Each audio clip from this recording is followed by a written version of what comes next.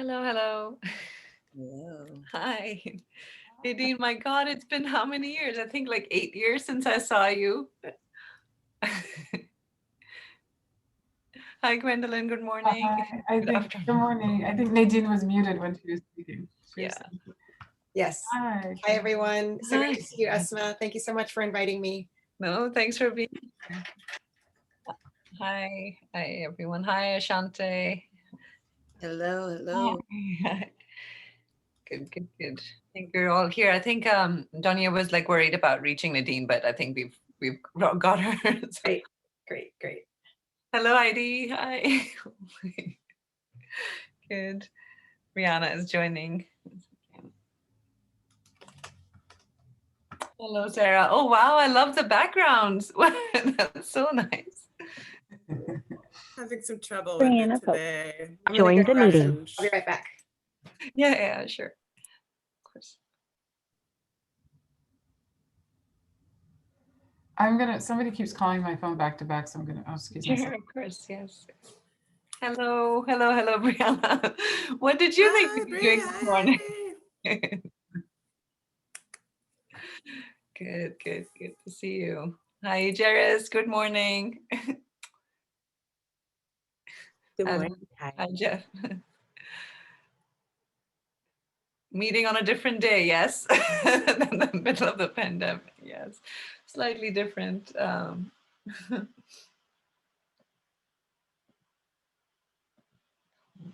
So yeah, I think yeah, it's a pretty simple plan, right? I mean, I'll just introduce everybody. I don't know, Sarah, if there and Ashanta, if you could help with like if there's a protocol beyond just introduction and just kind of asking the questions and going around. And I know that Heidi might have something to read, like more of a, so you can also kind of course, be in the conversation, but of course, I think we'll find time for you to do a reading as well, if that's, I think later, I think in the terms of the order, that makes sense. Yeah, Ashante, anything on your mind? Is that just a simple format, right? Like we're not doing anything. Yeah. So I think our question really just will be just a response to the prompt. Of course, especially today, this morning is a different morning in some ways, but I think it could be interesting. And Sarah, what do you think? I think we should just plunge in, right? I don't think we need any elaborate setup, or should we try to make a connection? I mean, I'll just introduce it in terms of the blurb we wrote and connect it to tonight's thing with Professor Davis. Yeah, just that this is our contribution to more that. time for folks to, I think more time for folks to talk Yeah. in this group here. I'm gonna, my roles, just so you all know, I will be waiting room. So I'm gonna let folks in, and then I'm also here to make sure that people who are speaking are spotlighted. And I'm going to actually have to play with Zoom for a minute to make sure that I can highlight multiple people at the same time. So give me a minute. I like the music. Who's playing? But there's also, oh, sorry, that's behind me. That's Dan. But also, there are other volunteers Yes. here doing, right? So the chat.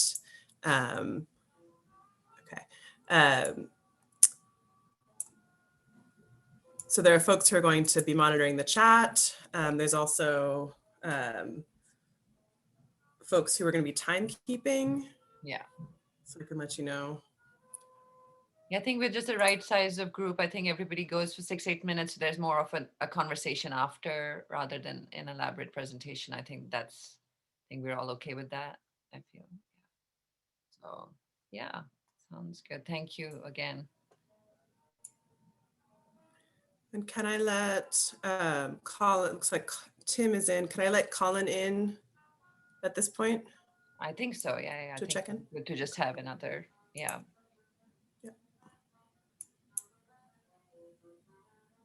Hi, are you saying something? Oh, you're talking to someone else, Heidi. Were you speaking to us?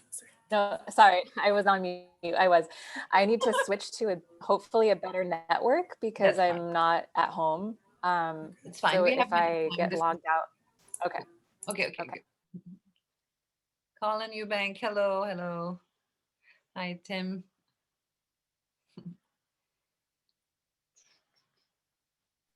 Hello. Hi, Colin. I know you have trouble with video. It's totally fine. I mean, when we can see you, we'd love to, just for moments. Yeah, I'm just feeding my cat, and then I'll then I'll turn my video on. It's important.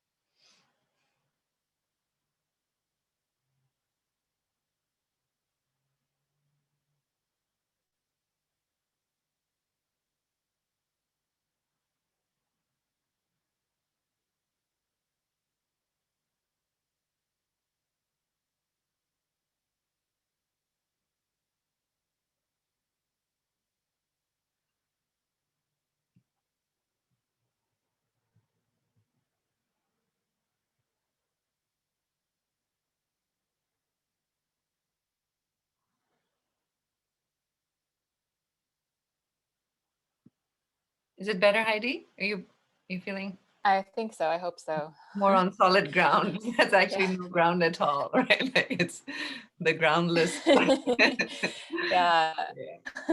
Yeah. Actually, uh, here has been a little spotty, so hopefully it'll stay solid. Yeah.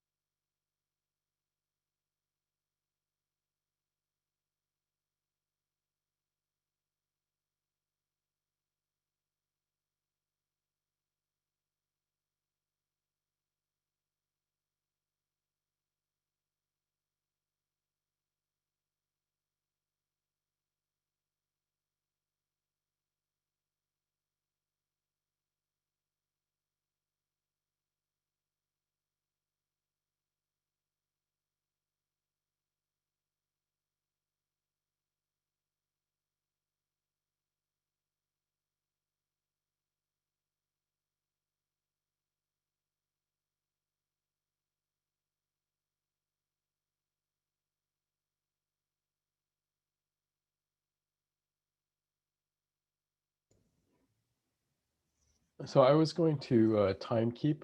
Are there timings you want me to pay attention to, or? Yeah, Tim, I think the panelists will go for 6 to 8 minutes. I think I'll probably introduce for 3 to 4, and then I thought a maximum of like about 8 minutes of an initial opening statement. So, and I think that brings us up to like 35-minute mark. And I think after that, we can just open up, either, just, the conversation. I don't think we'll have that much. I think my sense is only Heidi needs to decide when you'd like to read and when you'd like to speak. Not that those are mutually exclusive things, but what's your feeling, Heidi? Do you think you'll find the right spot, or do you think we should introduce it as such? I guess introduce it. I prepared it's somewhere between 6 and 8 minutes of of material from this project I'm working on. That's great. And then I'm happy to join the conversation after. Okay, after doing that. Okay. So that could be your first, that will be your 6 to 8 minutes. And then when we talk across, okay.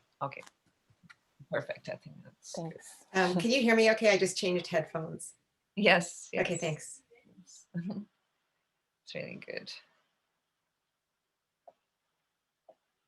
So it's what's so funny is I have I told Gwendolyn that the bridge care package arrived, and so it's like I just keep it open, like it's sort of like when the first day it came, I was just smelling it. It was just like it felt like this, like it had this nice, like cold, kind of cold, calming, like sweet smell, and now of course our cat loves it because it's a box, and of course like every day, like it just sort of I haven't even moved anything because it's just such a thing. You don't, you want to open a gift, fully, because then it starts to disappear. So it's like everything's in place. But this morning he came here and he loves like flapping the thing, and it's just he and I appreciate it the most. So thank you. I just saw Tim's photo with all the packages, so I thought I should acknowledge the abundance that is against all austerity that we're able to pull off, thanks to you all. So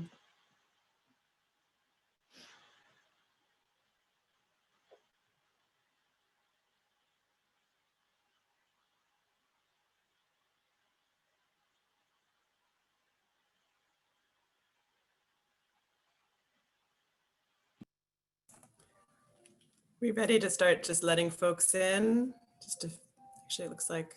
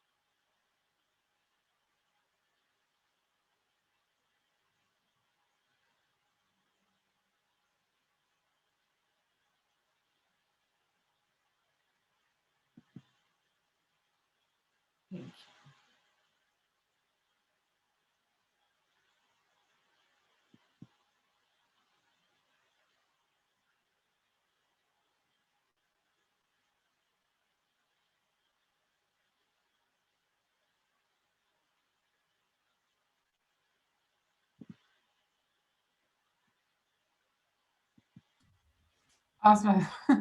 I couldn't unmute myself because my mouse was acting up. So thank you for all those lovely things you were saying. no, I could see your face. Control. I don't read your words all the time. I could see that you're acknowledging. Appreciate it. No, I know you know, and you already know that. So I just wanted everybody else to know. Thank you. Oh my goodness. Yeah, it's been a big thing, right? This question of joy since yesterday, right? Those of us who feel compelled to have a feeling, and those of us who don't, I think uncompelled feelings are the best, I feel. So I thought the care package was a pretty organic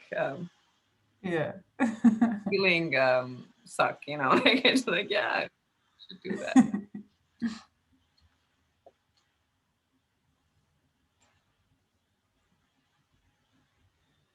All right. Exciting.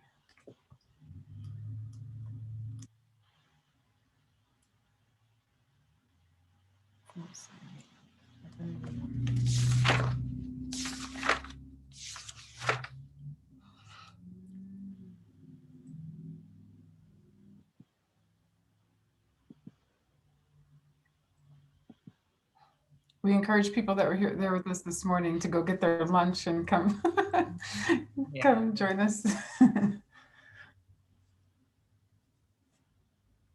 Yeah, I can't actually eat or do anything before I do. It's like the teaching issue, right? Like it's like that's nobody understands why I have to teach first thing in the morning. Otherwise, I'll be completely. It's like nothing happens until you've done your first, showing. So yeah, might as well be like 9 a.m. for me because I don't know how to start in the middle of the day. Yeah. So I appreciate the lunch. Forward after.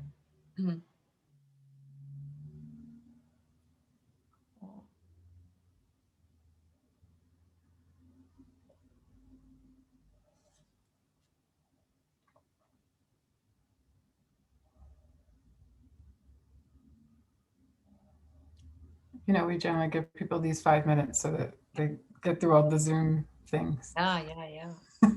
Sorry, you know one thing never to do again. Just like make me a Zoom host. Yeah. Oh, So somebody said, I was like, oh my God, like speaking about like sort of terror. It's like, you know, in our collective group, somebody said, no, Zoom is the terrorist. You know, it's like it's true. willing to kind of just sort of, because it's happened before and I didn't disappear, you know, like one other, I think I was teaching a class in which Egeris and I were together in the summer. And I think I got thrown off, but the class stayed there. So it's just, I sort of didn't even, that kind of catastrophe hasn't happened yet. Yeah, and I teach 5 classes a week, Gwendolyn, you know, it's not like you think. I know. I thought it was so bizarre, but we were laughing. We could have. Everyone's used to being kicked off Zoom, so we could have pretended like it wasn't us. Yeah, but some of us are so like attached to apology and guilt. It's like, oh my God, I destroyed everything. Oh, no. Yeah. So we're gonna start right now, I think. Yeah. So I think.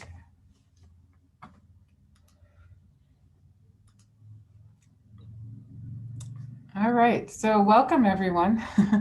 We're here at noontime with HIC Rosa Collective and a beautiful roundtable discussion. So Asma is a longtime friend and colleague, and I'm just going to read her introduction as she'll be the moderator for this afternoon. Asma Abbas is Professor of Politics and Philosophy and Director of Transdisciplinary and Experimental Studies at Bard College at Simon's Rock, and Associate Faculty at Brooklyn Institute for Social Research.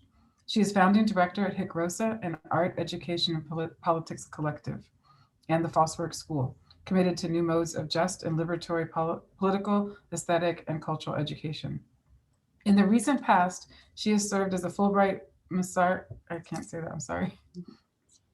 How do you say distinguished chair It looks in social studies at the Masaryk University and Dean of Academics at Indus Valley School of Art and Architecture. Locating her work at the intersection of politics, ethics, and aesthetics, she is committed to transdisciplinary, anti-colonial, anti-fascist, and materialist political theory and practice. She is the author of Liberalism and Human Suffering in 2010 and Another Love, A Politics of the Unrequited in 2018, and several essays in journals and edited volumes. She is currently at work on Anti-Odysseus, Fugues of the Non-Homeric. She lives between Richmond, Massachusetts and Karachi, Pakistan. So thank you, Asma, for being here and organizing this panel, Keeping Freedom in View, Community Justice, Political Education, and the Question of Power. Thank you. Thank you, Gwendolyn. Thank you for everything, and thank you for the constant capacities to be in places where we didn't think we could be, and allowing us to, just my experience of Thursday, even just a small sliver of what I've known of you and what you produced, just that space that like you realize like some of us aren't just used to kindness, right? And I wrote to you like, I know you work really hard, but you also get to be in that space. So some of us work very, very hard and don't get to be in those spaces like we are constantly producing, because it's always this deferred moment to come, right? Which sort of never arrives. And that's one of the key questions I think we're dealing with right today, is this issue of like, how do our attempts at sociality, kind of radical engagements with the world and the way we imagine them in our practice, in our everyday lives, in our art, in our activism, how do they translate into institutions that can hold us and that can actually translate for freedom and not only justice, like not only a kind of an old idea of some, kind of settling of as one says, right, the account keeping, which is not, I think, the best way to think about justice anyway, right? But where can we be sort of how does our work become seen and held as more than that? And I'll tell you sort of what I mean. I'll introduce our friends in a second, but just to kind of connect to our. So thank you for having us be here and enabling us to have our friends. It's not something we're capable of doing without you. So it's really important that we didn't do it by ourselves. You gave us the permission and the room and the capacity to do it. So thanks. Thursday, we had a study session, our normal false work thing that we kind of did got a few selections, worked with some, readings from Angela Davis, from Frederick Moten, and Stefano Harney, Elizabeth Pavanelli, and Paul Gilroy, and framed by Langston Hughes' poem on Making America Again. And one of the things we left off on was how Davis talks about Orlando Patterson, and often many of us have encountered Patterson in terms of the question of social death and slavery, and often what isn't taken from that work, right?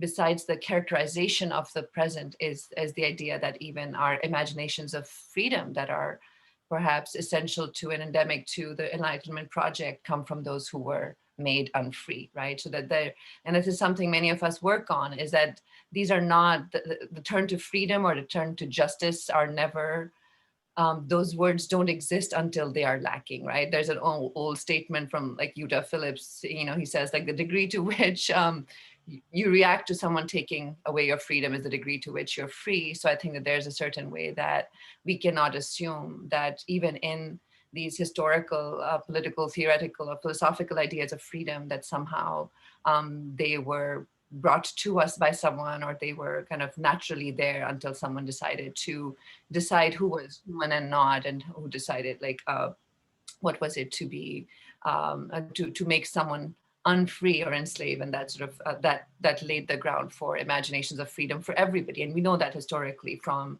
the slave rebellions in Haiti. We know that the connection of that struggle, to even things like the French Revolution. So all of these events in history that hold up as ideas of democracy and freedom that were given to us by someone else were actually produced by those who were colonized, who were enslaved, who were deprived of and written out of humanity. So I think it's really important to remember that like when we speak about freedom and democracy and justice, we're not talking about translating someone's ideas back into ours, but actually reclaiming that their sources and their origins and their genealogies rest with struggles that were very, very embodied, and that were that came about and were consolidated in the spaces of struggle and of unfreedom, and of being written out of claims to being human when everyone decided they were human.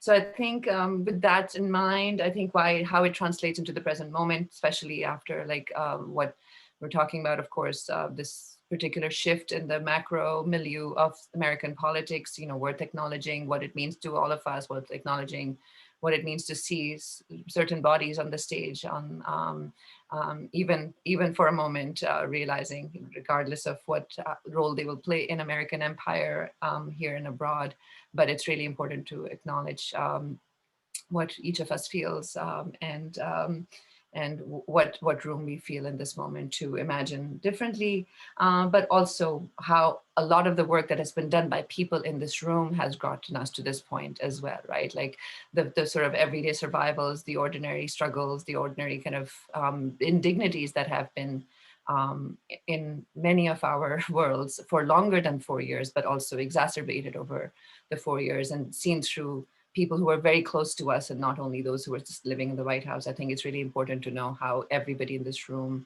has fought against that and somehow come through and is here today. And I just want to kind of take a moment to not have a standing ovation for those in power in the White House today or next year, but for those of us in this room. So I think I give you my salute in that way. So I guess the question really is, we are asked to, when we have been in this sort of neoliberal world, like left to our own devices, left to our own sort of abandonments in many ways, to say like, teaching in social justice programs, it's always clear that many people like us have always been told to go fix their neighborhoods and fix their communities and come back when it's done. And then people come to the academy, for instance, and realize like, well, like whose ideas were we using, right? And now we have to now get a PhD to decide like that we can be the ones who are producing ideas that apply to our communities and the people we love. So that sort of particular modality of course expertise, but also the desire to have theorizations that are coming from the places of struggle and marginalizations, I think are really, really crucial. But the work that is often done then is seen as constantly reparative and not always rehabilitative, and not always kind of the idea that we're always working in an architecture that is already given to us, that we're not builders of things. And that's why I brought up the idea of false work last time, that there is a desire to say that, look, there are these things, but our energies are also constantly producing this other world that has to be acknowledged and held by us together. So we are asked to stand against tides of history with grace and dignity, show up. 97% of Black women can make sure that 3 out of 5 white people who voted for Donald Trump are neutralized. And so I think it's really, really crucial that we acknowledge what is happening right now. And these struggles, of course, are always attached, to our bodies and beings and their survival. That whatever capacities and humanities that we learn from, anti-colonial struggles, we learn from Black studies, that these are things that have far exceeded the acknowledgement of the people in power, of the people who have the dominant who dominate us, that there are these excesses that kind of shape a future and gesture to a humanity that is much, much wider than and much beyond the stories of damage that are given to us, right? The stories of trauma that are living inside us, that there's something about who we are and who those who have been oppressed are actually kind of their capacities and their beings are much exceed the imagination and the control of those who do right now control our bodies. And so, and that's the gift of Black studies, of post-humanist Black studies, of lots of these things we study to keep ourselves alive. And then when these idea that somehow that the fight every day kind of wanes and kind of exhausts us. I mean, the number of our friends who are working on the theme of exhaustion is unbelievable, right? Like why is everybody writing about exhaustion? Like, what is this?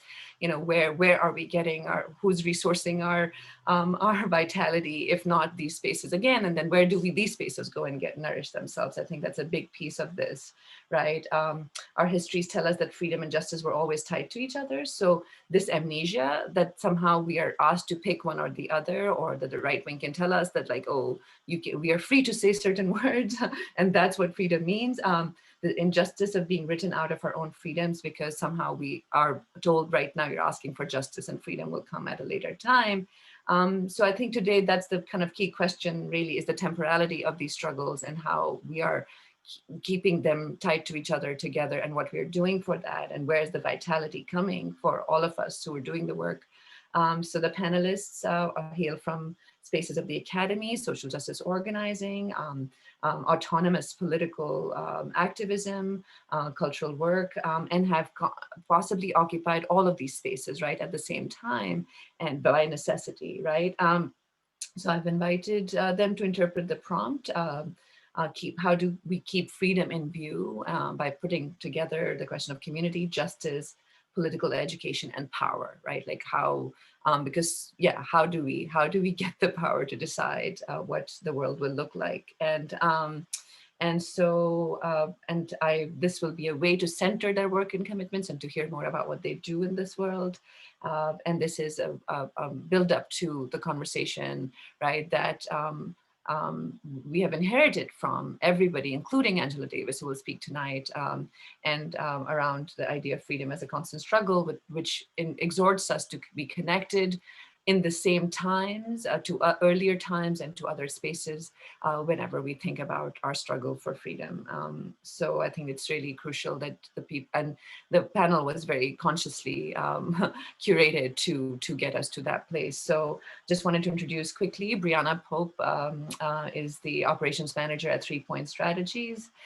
She's the chief air traffic controller for 3 Point and has been vital to the expansion and growth of major events, campaigns, and the financial operation, including the recent Black Political Convention that you organized, Brianna.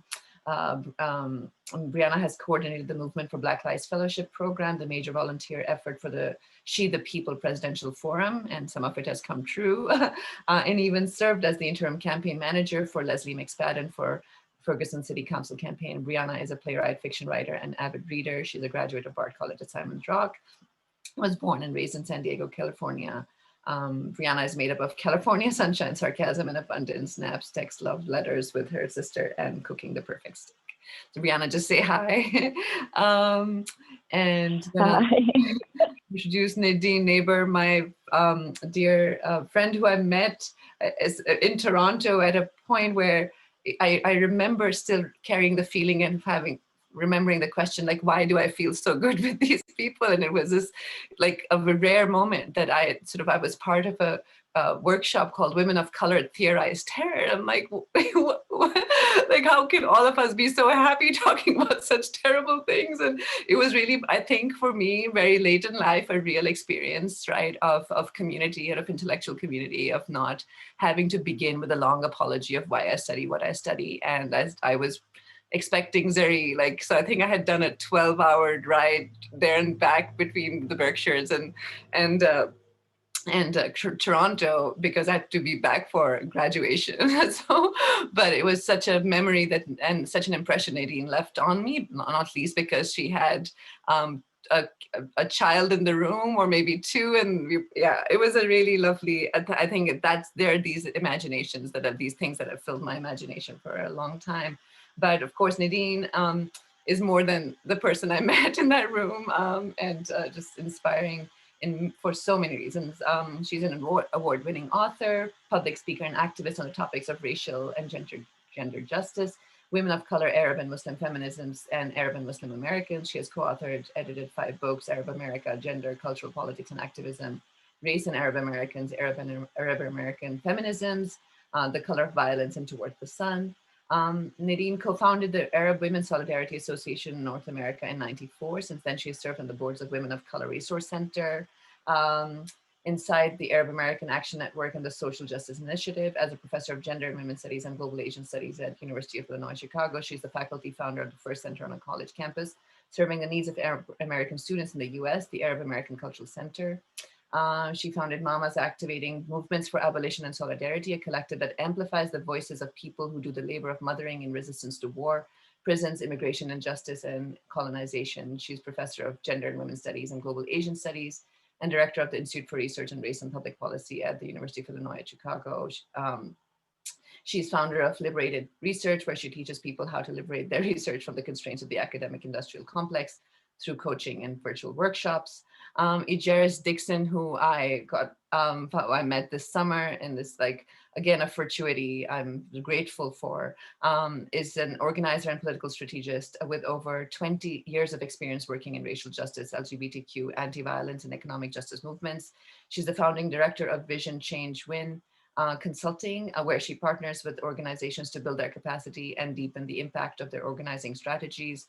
She also serves as a consultant with Roadmap Consulting, a national social justice consulting team. Ijeris has served as a deputy director in charge of the community organizing department at the New York City Anti-Violence Project, where she directed national, statewide, and local organizing and advocacy initiatives on hate violence, domestic violence, police violence, and sexual violence. Ijeris also worked as the founding program coordinator of the Safe Outside the System Collective at the Audre Lorde Project, where she worked on creating transformative justice strategies to address hate and political violence, police violence. She's the co-editor of Beyond Survival: Strategies and Stories from the Transformative Justice Movement. Her essay, Building Community Safety, Practical Steps Toward Liberatory Transformation, is featured in the anthology Who Do You Serve, Who Do You Protect? Police Violence and Resistance in the United States. And finally, my dear friend, Heidi Andrea Restrepo Rhodes, is a poet, artist, scholar, and activist, and a comrade of the HIC Rosa collective. Her poetry collection, The Inheritance of Haunting, won the 2018 Letras Latinas Andres Montoya Poetry Prize. Most recently, she was a finalist for the Rona Jaffe Foundation Writers Award, and was also commissioned by the National Poetry Coalition and Letras Latinas to create a suite of poems responding to the 2020 theme of poetry and protest. With an MA in social justice-based anthropology, she is a doctoral fellow in political theory at the CUNY Graduate Center and her dissertation is titled Afterlives of Discovery, Speculative Geographies in the Colombian Political Landscape. She currently lives in Cleveland. I'm so honored to just even read these things. It feels like I'm doing a favor to the world reading this. Like, it feels like a pedagogical act itself. I couldn't skip it. So thank you so much for being here. And of course, let's begin with Brianna. Of course, as my daughter knows, we begin with the youngest, and this is not ageism. It's because we are holding you. So let's begin with Brianna. So. Thank you, Asma. Thank you for the introduction and for the opportunity to join this panel, and for explaining why the youngest goes first. I will say that for the past week, since Monday, I've been locked in a room with my comrades, and we call it like the boiler room.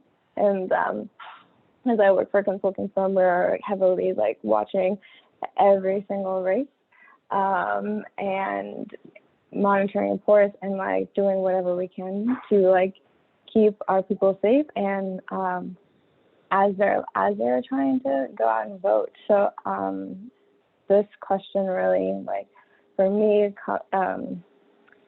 it's sort of, I think about it in that way, in terms of the election, in terms of this sort of struggle that we do as like the prompt says, like this cycle and thing, and how do we sort of like keep our creativity and critical thinking like alive, I guess. So for us, as we're lost in this room thinking of like what's to come, one thing that we did together was we had this headline activity where we're like, what do we want to like wake up to? Like, if the headline of 2020 is like, what do we want it to say? Like, and thinking about that. So pouring on all of our messaging is. So like for many Black people, like voting is a means to an end, but it's not the only way, not the only means, just one particular path to freedom. And so since I do a lot of like trying to get that narrative out, but like, what is our messaging, and how do we how do we say what we want to say, and in a spot that's less defensive, and a spot that's less listening to the narrative that's being pushed out versus the narrative that we're actually trying to spread, and focus on not being distracted by what we know is not true. So part of this pushing against this sort of keeping freedom in view, and like our question of power of reclaiming that, or just simply claiming it, of being like, okay, so we're gonna actually have joy and liberation. So putting together a Black liberation agenda that isn't just focused on sort of against the narrative of what people tell us about ourselves, but what we know to be about ourselves. And so our liberation agenda of abolition, land justice, ending patriarchal violence, Black queer feminism, the diaspora liberation, and freeing the land, that all comes together to meet in an abundance of electoral strategy and of creativity and imagination, imagining something different than the systems that we are already placed in and are constantly reacting to. And I think it is that reaction that does drain a lot of our energy, or a lot of, this idea that everything is always urgent. So like, while we're in the room, there are things that are urgent, like, who is showing up to the polls to intimidate, and what does intimidation look like? What does violence look like? And how do we want to respond in a way that like keeps us safe and not replicate those same systems that are terrorizing? Then the other side of that is like listening to the media outcomes and the things that we know. So we know that, if the election goes one way, he's going to say this, or we can imagine what is going to be said, and how are we going to react to that? what are our top lines? But not everything that comes out is true. Not everything we need to react to it as it is truth. Because we know what the narrative that we've been like trying to hold on to. So if someone comes out and is like, no, I actually won, and you're like, where is the, so then everyone goes into this corner of like trying to convince people that he didn't actually win, when actually doing that is putting more faith or trust in, or just power into it, when really we're like, okay, but we knew he was going to say this, so what are we actually trying to say? Are we going to spend time convincing ourselves or others when we know that we don't need to be convinced? And so yeah, I think I will stop there. Yeah. Thank you. Thank you so much, Brianna. Thanks for setting us up this way. Thank you for getting us on the right path. Let's, Nadine, would you like to come in here and say a few words? And Sure. Thank you so much. Thank you so much. I learned so much, Brianna. That was really great. You gave us so much to think about. So I was just going to speak about, since, Angela Davis will be speaking in a bit, I thought I would just talk about some things that I learned from her and how it shaped some of the activist work that I was part of when I worked with the movement Insight, that many of you, I'm guessing, are familiar with. If not, maybe you're familiar with maybe the book Color of Violence. So I was going to speak a little bit to that because Angela played a huge role in shaping a lot of our thinking when we grew Insight. And in addition to that, my current work with caretaking and mothering people who are entrapped in the prison industrial complex and military industrial complex. So Insight, so here are the ideas that I want to put forward around this question of freedom. So one is why coalition matters and why a global anti-imperialist analysis is essential to prison abolition. And then the third point is about, so coalition, the global, and the third will be about mothering and caretaking. So Insight's approach was, and I know you asked about freedom, but I feel like we still need to talk about why we need to connect militarism and the prison industrial complex to be able to do coalitional work that could expand our bases, expand our movements, and lead more and more people to be free. So I think we need to take a step back before I can go forward with the freedom part. So Insight, the movement, it's best to think of Insight as a movement of many movements. It was not an organization. It was a movement that had a coalitional feminist methodology that many of you probably already know, linked interpersonal and state violence. So it was a response to the anti-violence movement that was led by predominantly white middle-class women who were focusing more on intimate partner violence. And basically Insight said that if you really want to end gender violence, you need to deal with state violence. Without talking about state violence, you're basically excluding the majority of women in the world who are brown and Black and Indigenous from the analysis of violence. So that said, all along, and Angela taught us this, that the prison industrial complex grew with the military industrial complex, and that they've always reinforced each other.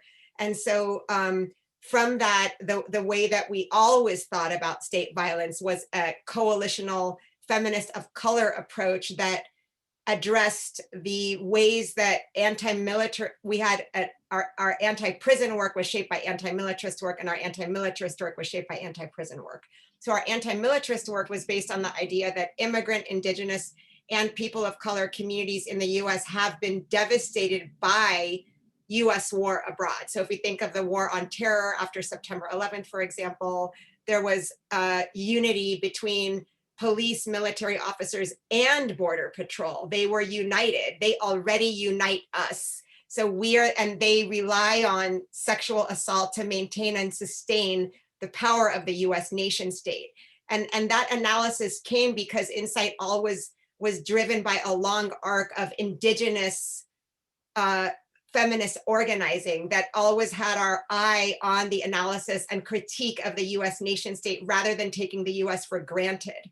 So that said, the idea was always that the US was founded on settler colonialism and war, and the US has always been in a state of warfare. And war, like for example, if we take the war of terror, it takes resources out of communities of color, pressures brown and black folks to join the military, which Angela analyzes as an alternative to prison. So either you serve in the war and you are positioned on the front lines of a war to die or experience sexualized violence at the hands of rich elites who are benefiting from the war, and then they're making false promises to our communities that we're going to get our college funded, and that's why we need to serve in the war, and so that we need to be dismantling militarism as much as we're working to dismantle prisons. And so then there's also the critique of Israeli settler colonialism, that US imperialist projects strengthen the power of the US nation state. And so Israel is the United States' perfect ally. It furthers the project of US empire of, controlling borders, capitalism. It maintains the US as a settler colonialist state and its expansion through militarism and incarceration. And so this strategy basically conjoins the struggles of decolonization, anti-imperialism, and prison abolition, with a focus on their heterosexist implications and how they disproportionately impact women of color and queer and transgender people of color. So of course I won't get to, that's very abstract. I won't get to go into what that means, but you could look at Insight's work for that. So just to say that central now, if we want to then get into abolitionist visions or freedom dreams, we need to think about the ripple effects of prison and militaries into communities, into families, into neighborhoods. And so I'll get into that with my last few comments on the Mothering Project, but just to say that, what else do I want to say about this? I mean, this can go on and on. I can keep talking about it for hours, but even the Department of Homeland Security grew out of the war on terror. The militarization of police was legitimized by the war on terror.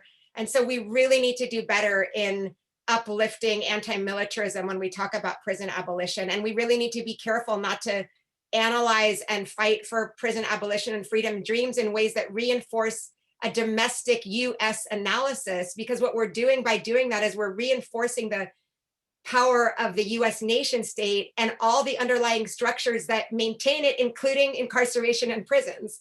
And so it's almost like, you're shooting yourself in the foot. I guess that was not a good example to use shooting, but okay, so let's go to thinking about, what is what we could call anti-colonial or anti-imperialist feminist abolition, right? So it is what we're saying, that if we really want to dismantle systems that cage and punish, then we need to also think about, are we also talking about dismantling the current structures of the US nation state and its global expansion, its genocide, its wars?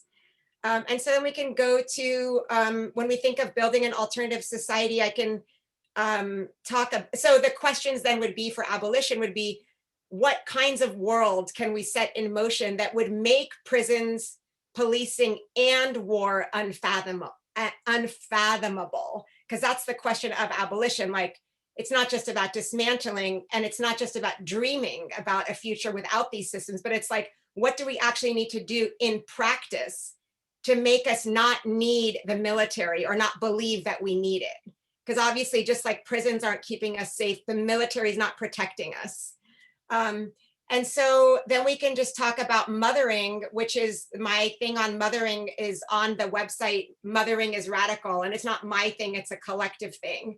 But it basically implies that people who mother, for example, incarcerated people or people detained by ICE, they are survivors of gender violence and reproductive injustices in their own right. Because they embody the ripple effects of these systems in local communities. The people who are doing the care work, the people who are, feeding people's families when a loved one is being deported, the people who are doing the visitations at the prisons, the people who are fundraising for lawyers, the people who are showing up to court to make sure that no courtroom is empty.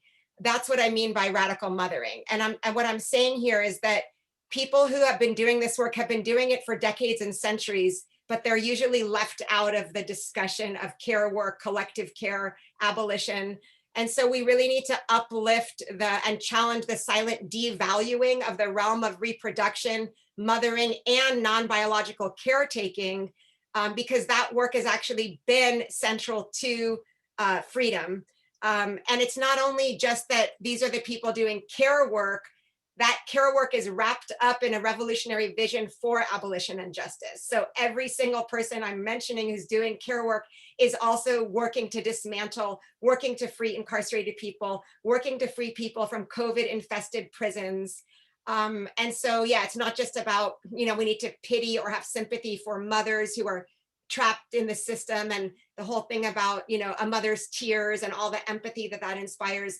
People who are mothering and caretaking don't want pity. They want justice for their people. And also then we can learn from them and maybe even insist that these are the folks who should be leading the way of abolition, because they understand truly in their bones and in their soul what it means to integrate care work with organizing and with revolutionary political work. And also I think that we embody collective ways of being in the world, which is what folks fighting for abolition are calling for. And so that's why I argue that mothering in the face of state violence is a radical act. And I'll end with that. Thank you. Thank you so much, Nadine. Thanks. Thank you. Lots to say. So Ijeris, I think it's a segue for you, please. Thank you. Yeah, hi, I'm Ijeris Dixon. I'm really excited to be here. I'm particularly excited to follow Nadine because I started doing work around building kind of alternative safety systems and community safety in the early 2000s in my organizing history. I first got politicized around abolition, I would think in 1999 at the Critical Resistance East conference. So I feel like we can just do the handoff in the panel that also intersects with our own kind of historical journeys. And so I'm Ijeris. I'm a longtime organizer who sits within like the consulting space right now, mostly due to work not taking care of myself for 20 years. And therefore needing to create a more flexible institution than the nonprofits that I'd existed within. And so I had a full health meltdown in 2015 or so, and started Vision Change Win, which is a Black-led queer and trans people of color social justice consulting firm. But really, we work with movement groups with the belief system that there's always a place for a burnt out organizer, and that movements need support from people who've been on the front lines. And so our goal is to do values aligned strategic support to movement groups, and to also have a bird's eye view and say, where are the gaps and how can we fill them with the least disruption to people on the ground? So when Trump was elected and everyone was calling him a fascist, I didn't have a background in what that meant. And I decided it was important to learn, and started to like voraciously read everything I could, and was really in this question around what does a fascist US president and what does the global fascist movement mean to Black organizers? Right, because recognizing, and the way I interpret the prompt is like, what does it mean to build freedom as fundamentally unfree people?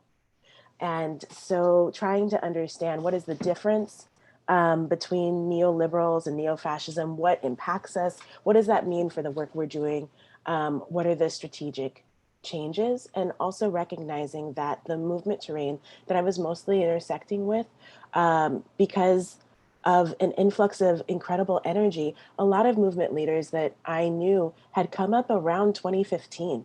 So lessons that I could share in part from how we were doing organizing within the Bush era that may or may not align weren't necessarily resonating because people had been organizing in a different context within the US.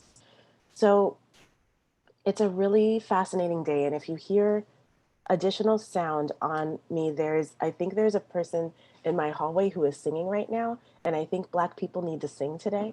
And so if you hear that, we can just allow that to play on our body. But so we're really clear, oppression doesn't end with Trump's term coming to an end, right? Like, because we're fundamentally within a system and a country designed to exploit Black people, Indigenous people, people of color, immigrants, and so much of what Nadine was saying about the kind of the role of US militarism around the world. And at the same time, there are shifts that should or will happen around our organizing terrain with a Biden presidency. But we also have what I'm calling is like, don't get fooled by the eye of the storm. So I've been I've been very focused on the next couple of months because the collapse of an empire does particular things to the most oppressed people within it. And I'm not saying the US is collapsing, but also the end of fascist regimes do particular things to the people within them. Meaning we have been fielding calls regularly of movement, like there are disappearances happening right now in this country of movement leaders who are marching on the streets. There are people who are actively planning safety plans, and there's a way that we are rolling out safety planning tools due to coordinated attacks from the right wing on our movement groups here. So that's just one thing that's on my mind is how do we stay safe in the next couple of months? Like, what are the mutual aid, community safety practices that help us in the short term? But like to not let the short term be like we cannot only focus on what will keep us alive in the short term to build the freedom that we need to transform society. And so to kind of stay in that space of how do these kind of huge coalitions that people have built, some with alliances that are inherently temporary because people don't agree within them. But what does it mean to recognize that there is a level of engagement that I haven't, and base building that I haven't seen in a while? And what does that mean in terms of oppressed people, low income people, like queer and trans people, sex working people, disabled people, Black, Indigenous, and people of color surviving these times and building a liberated world? So when I think about where are all the intersection points, I think about how are we thinking about the simultaneous space of mutual aid, of collective safety, of healing justice, of strategic governance, right? Like what actual society do we want? What does it look like? How are we organizing towards it? Not just in the values that we name that this society has, but what is the construction of that? And what are the values and what is the vision that guides that? And that's my space and as a strategist to really think about in this abolitionist world where we are free, right? Like how do we take care of each other? How big are our points of governance? Is it small? Like I've been really playing with the word democracy because I've hated it so much, but I realized I was like, oh, do I actually hate the concept of democracy, or do I hate how the concept of democracy has been perverted under a white cis heteronormative rich lens? And really thinking about how do our people make collaborative and collective decisions to take care of each other in these times.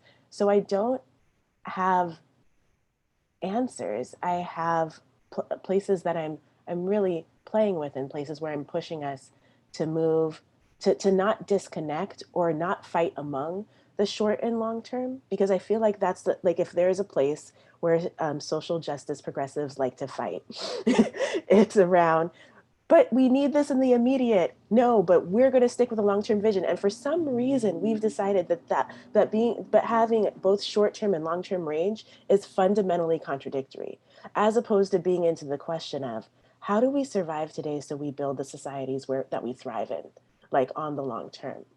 And how do we actually think about not all collaborations are forever, but what are the strategic collaborations that help us not only have more of our people live, but have more of our people lead?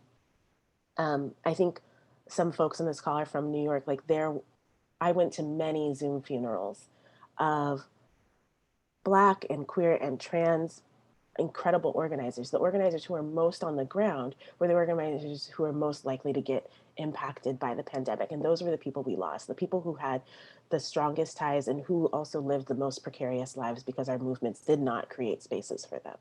And I know that our movements cannot, like, I can't emotionally hold to be in that space for so many more years, because we also needed not only their ties to community, but we needed their visions, right?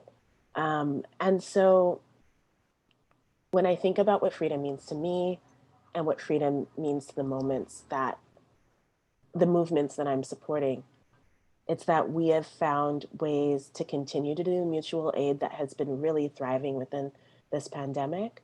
And we've continued to push through the really tough conversations around mutual aid, class, access, privilege, and oppression, so that me and my loved ones are alive in January, right? I want to be alive to protest Biden.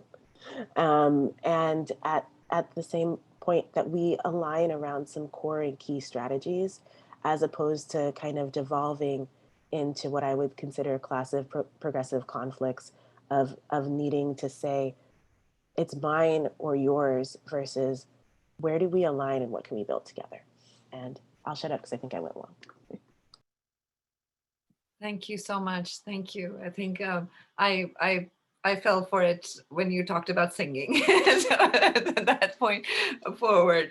But I absolutely hear you, and thank you for, yeah. And of course, we met in this space of seeking what the hell do things mean, right? What does it mean to even think about political education, and what do we need to know in order to be, rather than what do we need to be in order to know, you know? So it's just, thank you. I'm feeling really moved and sort of touched by everything. So I think Heidi is the sort of, again, it's amazing how this has worked out. So I think Heidi, you'll tell them why this is a great segue. So.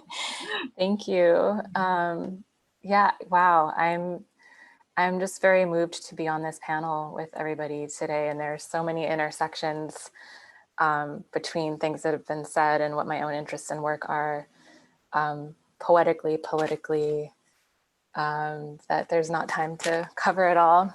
But I want to thank Ozma and the HIC Rosa Collective for inviting me to join today, and just for the different formations of togetherness that we make. It always means a lot. And thank you to Bridge and to the other panelists. I'm going to read something that I prepared. So, as we celebrate a Democratic win for the US presidency, and please note my every use of we here is perpetually in question, my hope is that while we may feel some relief, no rosy glasses are donned. What we know in this post-election period is that we've only narrowly avoided another 4-year decline into fascistic governance. What we know is that not too far from half of this country's voting public either explicitly desired or were okay accepting, re-electing a eugenics touting misogynist leader who openly rallied a white supremacist base. What we also know is that even under the so-called democracy of liberal values, the very foundations of this country relied on and continue to rely on anti-Black and anti-Indigenous violence, and that the structure of US American well-being, the conditions of possibility for the good life, continue to invest in centuries-long formations of violence that uphold racial and gendered hierarchies, that uphold who has access to the good life or to life at all. The work of healing is not only about the last 4 years, but has to be about the last few hundred years of colonization, capital, and militarism. For today, I want to offer some brief reflections from a project that I'm co-writing with my poet colleague, Kenji C. Liu, who's also an activist, on what we're calling the Arts of Disturbance, or ongoingly reimagined practices of decolonial world making that transform the present order of things, or creative and political modalities with vital subversive possibilities for imagining freedom. And with Ozma's mention of false work, I'm also thinking about disturbance as an intentional kind of earthquake work that crumbles dominant architectures. These are, what I'm about to read are just little excerpts, so they sort of refuse a linearity of thought, but today's particular thread focuses on something like the politics and aesthetics of looting and riot and their relevance for thinking our present. I want to consider how disturbance becomes an art form in itself, a mode of protest, performing subversion, and rearranging relations of power from within a repressive sphere shaped by systemic racism, heteropatriarchy, and intergenerational trauma. Etymologically, the word disturb has roots in language meaning to frighten, alarm, break up the tranquility of, to stop or hinder, to throw into disorder or complete turmoil. As Kenji Silu noted in our conversation we've been having, etymology is a way to disturb contemporary assumptions of meaning, and he traces a Japanese etymology connecting the roots of the words for disturb to disorder, war, and riots. Riot and looting then joined to become protest, and protest in the US contemporary case has been, at least in part, connected to police state murders of Black people, George Floyd, Breonna Taylor, Ahmaud Arbery, the ongoing list. In her book, In Defense of Looting, A Riotous History of Uncivil Action, Vicky Osterweil goes into the racialized etymology of looting. She writes, "The point, rather, is that for most of America's history, one of the most righteous anti-white supremacist tactics available was looting. The specter of slaves freeing themselves could be seen as America's history of Blackers. In the wake of ongoing Black Lives Matter protests, we against the mainstream media's not so hidden desire to frame looters as a social monstrosity, as frightening Black and brown criminals disturbing middle and upper class white supremacy. The insistence of the bourgeoisie on maintaining the order of things hinges on a violent tranquility. The concern with looting's damaged property and quelling riot in the name of a restoration of peace ignores the very conditions on which property, propriety, the proper of behaviors are deeply intertwined with anti-Black histories, white power, and liberal moralism. Whose peace and by whose sacrifice?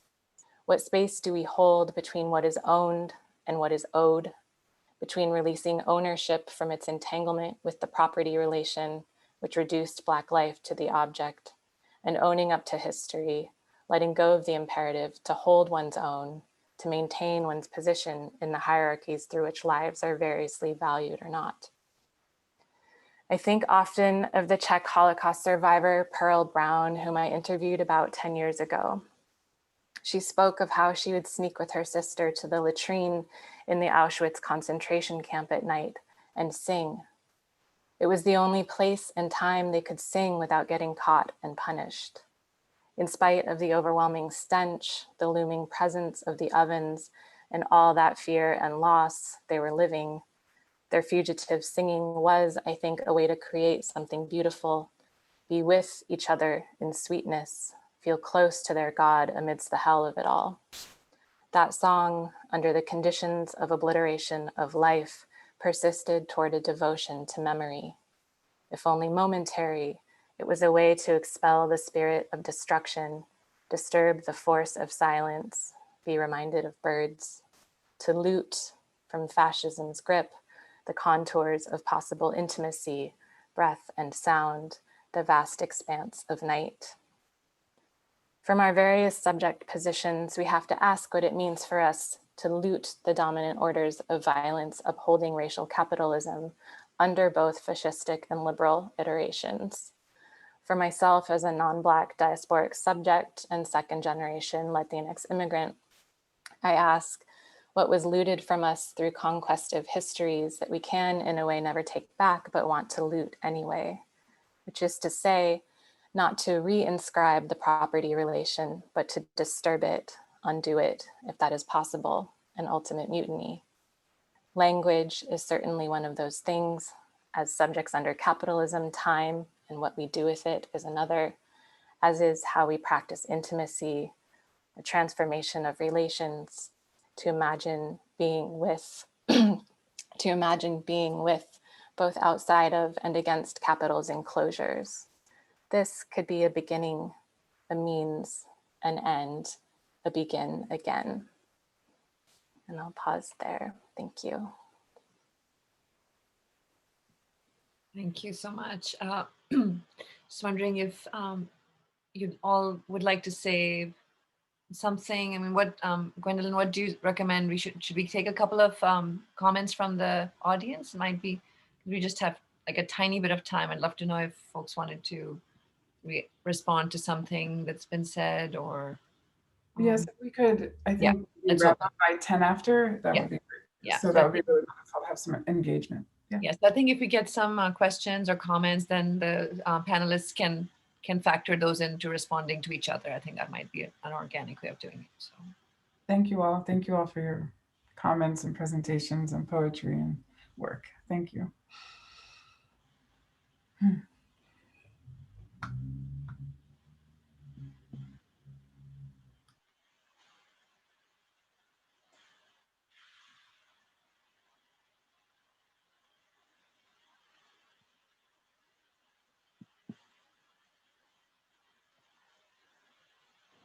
Well, one thing I wanted to respond to, if there weren't any other comment, was like to Nadine and Jairus, and just on militarization and replication.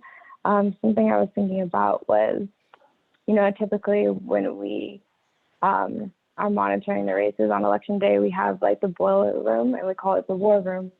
And this election, we sort of moved away from that particular language, but still somehow like got caught in it by, so we would call ourselves the Tubman, like generals. We're like, oh, we're still, you know, caught in this, these like sort of phrases of being like, okay, so we keep our people safe. So you guys can call this number, and then we have a team of lawyers, or we have a security team, or but we'll like are there for you in this way. But somehow still mimicking, I think, like those forms of like of violence, of feeling unsafe. And so I just wanted to comment on that, and how we are like deeply in abolition, but still like somehow like the deepest like root is connected still.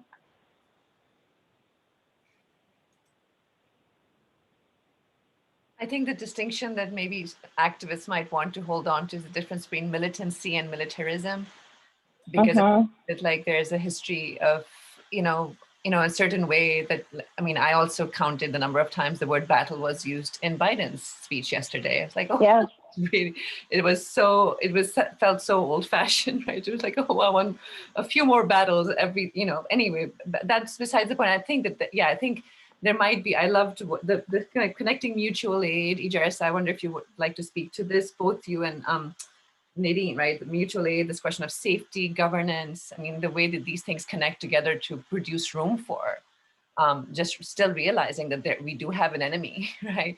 And that the language, demilitarizing the language itself is right. Like if that's all we do, right, is deconstruct the language, we won't have, some of us might not have any weapons left, right? And so it's all of the language of weapons of the weak. I mean, there are all of these, I mean, these are these histories to connect. And I've been watching the John Brown documentary, you know, the film as well. So there's a whole way that, I think it's an interesting question around whether violence is already a foregone, you know, conclusion, or, you know, and I think Nadine's history with anti-militarism, right, also I think can be helpful here, but I don't think it's, I don't know, I think Nadine, you can speak for yourself, but I feel like there are ways to hold on to a fight without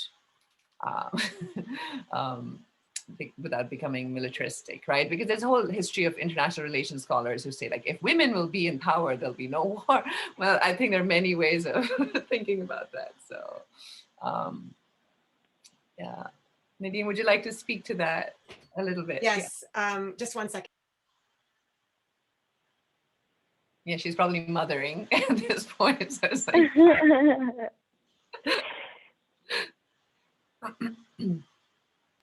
Okay, sorry about that.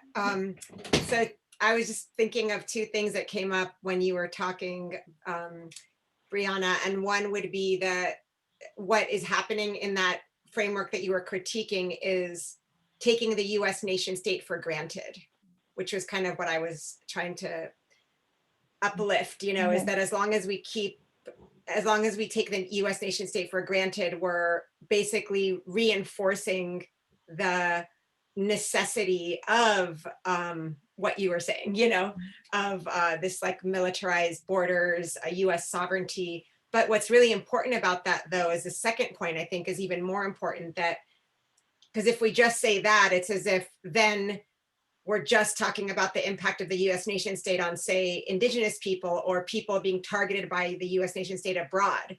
But what we need to do is take that analysis even further and say that when we talk about militarism, we're also talking about what Ajira's talked about with the militarization, with militarized targeting of Movement for Black Lives activists, with the gang databases, right? We're talking about how the gang databases are intertwined with the targeting of and surveillance of Arab and Muslim communities and undocumented people.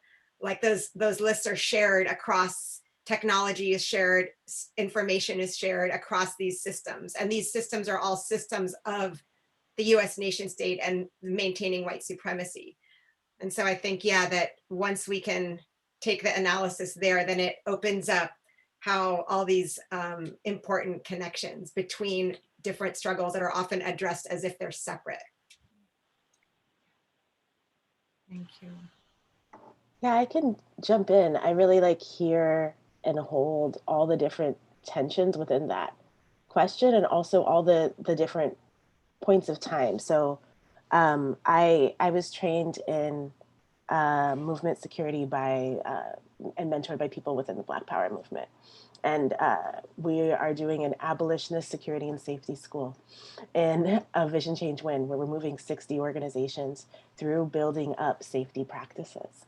And we have tactical teams, which would be called, right, which can be absolutely conceived from a militaristic framework and language, but we hold safety differently than I think the military does. And usually I'm not really a fond of that slipperiness. I'm not, I want to unpack it. And we're in a lot of questions where people are like, can we have non-hierarchical security? And I'm like, I think so, but we would need space to practice that under conditions that are safe enough to do so. And so I think it's not a one side. I don't think there's a one strong answer. I think it's about conditions, time, practice. And the fact is that we are living, I'm living in the US. Okay, there we go. I'm living in Brooklyn, but we're living under and within the confines of militarized, racialized capitalism, right? And doing our best to build power and survive within it. So I don't think I don't think there's a simple either or, and I'm not going to let go of my lessons on tactical teams, but they're not going to be a hierarchical form of disciplining other people in our movements. They're how we are able to most efficiently navigate police and FBI on the streets in that moment, and thinking about how we're doing that in a way and how that connects with the movements that we want and the societies we want. So I think as long as we don't let go of the tether, right, that this is not the end point, but we are figuring out midpoints. But that's my sense of it. Messy answer. Thank you. Heidi, would you like to say something? I think connected to the disturbance in some way. I actually wanted to comment to Luke's chat question, if that's okay. Yeah, of course, please. Just this question of finding support in the past for visions of the future, and if so, where? I think this is so much of what HIC Rosa does in study, and for me, study of Saidiya Hartman talks about using Du Bois to think about the experiment, sort of ongoing experiment of future making and of world building, Leah Lakshmi, who Ajaris has worked with and I've worked with as well in disability community, has done workshops about Ida B. Wells and just looking to these figures from the past. And Leah is your work wife. But thinking about somebody like Harriet Tubman, for instance, who had a brain trauma injury, but used that for liberatory purposes. And then how can we like sort of bring that into the contemporary moment of disability justice work to think through our practices of subversion. So I think study as this like ongoing encounter and intimacy with thinkers and figures from the past is really vital to the work that we're all doing. I also just briefly wanted to comment on care work because I think it's really exciting to hear the different iterations of care work that are happening across movements, and to see that concept be expanded beyond its sort of earlier feminist articulations, to apply to this idea of radical mothering and prison abolition, and to apply to disability justice work, and to the various like building of constellations between all of us in solidarity. I'm just appreciating that. Thank you. Thank you so much, Heidi. And I mean, if I can just like follow that up with just, I think Luke's question around the birthright and, you know, this question of memory. And at the same time, thinking about all the, you know, ways that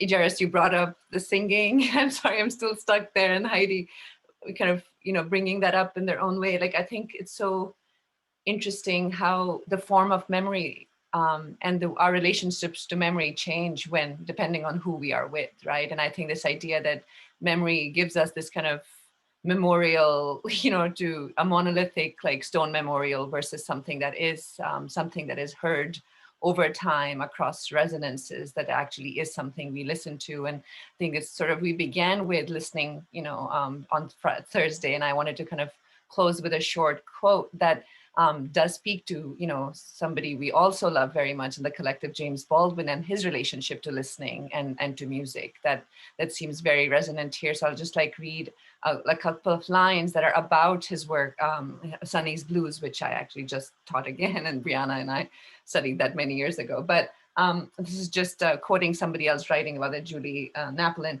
And this is about a work that was made by the same people whose work we heard the other day, Mendy and Keith Obadike, so their work on Sonny's Blues.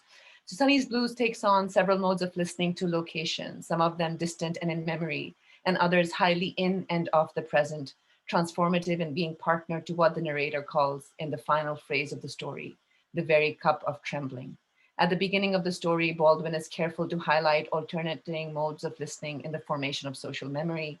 Though he has heard the sound of young boys at his window laughing many times, he says, their laughter struck me for perhaps the first time, which also elevates this sound in his memory and capacity for recognition. He now hears his estranged brother, but also himself in that sound. In another but now expanded acoustic mirror, the story ends with an epiphany in relation to Sonny's music, which the narrator had at one time failed to understand. He remarks of music that not many people ever really hear it, as if to suggest that there are layers, not acoustical, but structural, to hearing and the recognition it affords. He also tells us that most people, if they hear at all, only hear private and vanishing evocations. And I think in that sort of note of what history evokes for us, or what ancestry means, and especially in this kind of tough moment where questions of heritage come up, or this kind of like ways of like claims to memory and property that come from a place of, right, not disrupting, but affirming those modes of enclosure that we left off with last time. I think it's important to remember that we can listen differently, and perhaps that's sort of what we're trying to constantly ask for, even in our own pleas and our work in the world. So perhaps new kinds of sovereignties, right? Not what the state has always given to us. And I think this is really important to hold together Nadine's critique of the nation state, and, you know, the contradictions that are held within militancy and militarism, Ijeris's like desire, right, like completely logical demand for like, we can do it if we have the space to figure this out, right? Like, when do we stop being able to fight on the front line to be able to, you know, manage here in the back, organizing something differently. So yeah, so thank you, everybody. I think we've, there's a lot more, and we will always come back and we can always come back to each other. And that's something we couldn't say 2 weeks ago, but now we can, so we can, anyway. So thank you, everybody, and be safe in this morbid interregnum Ijeris and I know well about, and it's not going to end in 2 months, but I think we'll be here and hopefully finding new fights to fight. So thank you, everybody, for coming. Nadine, Ijeris, Brianna, Heidi, and to Gwendolyn and friends. Yeah. Thank you. Thanks so much, everybody.